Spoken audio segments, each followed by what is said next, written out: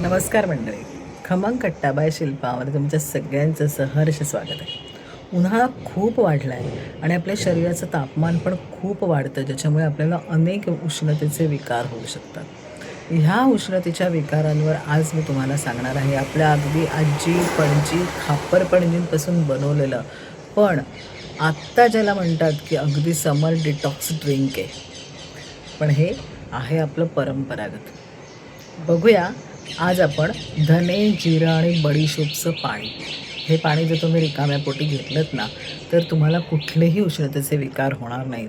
वजन कमी होईल. हे पाणी तुम्हाला पचनाला मदत करतं. तुमच्या ब्लोटिंग जर तुम्हाला होत असेल तर ते सुद्धा थांबवतं. असं हे पाणी तुम्ही आठवड्यातून 3 वेळा जरी रिकाम्या पोटी घेतलंत, तरी तुम्हाला तुमच्या शरीरात खूप चांगले बदल जाणवतील. करून बघा. आम्हीसुद्धा हे पाणी सकाळी अंशपोटी घेतो.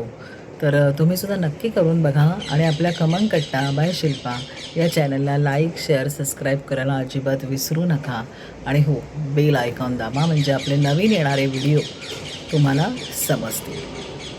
धने, जिरा आणि बडीशोपचं पाणी आहे. याला मी 1 चमचा बडीशोप घेतलेली आहे, कच्ची बडीशोप आपली.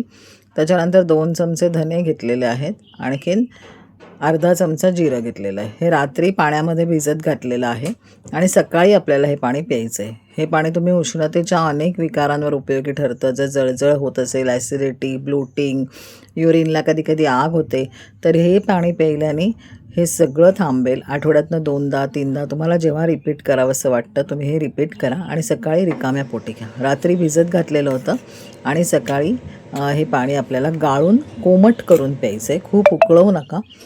हा सगळा अर्क असतो गाळल्यावर. ह्याच्यामध्ये तुम्हाला किती ग्लास करायचं, मी 1 ग्लास अजून ह्याच्यामध्ये ॲड करणार आहे. 2 ग्लास पाणी मी करणार आहे. सकाळी आम्ही दोघंही जणं घेतो, तर त्याच्यामुळे. आणि आठवड्यातनं मी हे साधारण 3 वेळा असं घेते. तर हे बघा, हा अर्क आहे आणि मंद त्याला साधारण कोमट झालं की तुम्ही काढून घेऊ शकता. आणि हे नक्की करून बघा. आणि अशा छान छान घरगुती पारंपरिक रेसिपीज तुम्हाला जर हव्या असतील तर कमेंट सेक्शनमध्ये सांगा. आणि आपल्या चॅनलला लाईक, शेअर आणि सबस्क्राईब करायला अजिबात विसरू नका.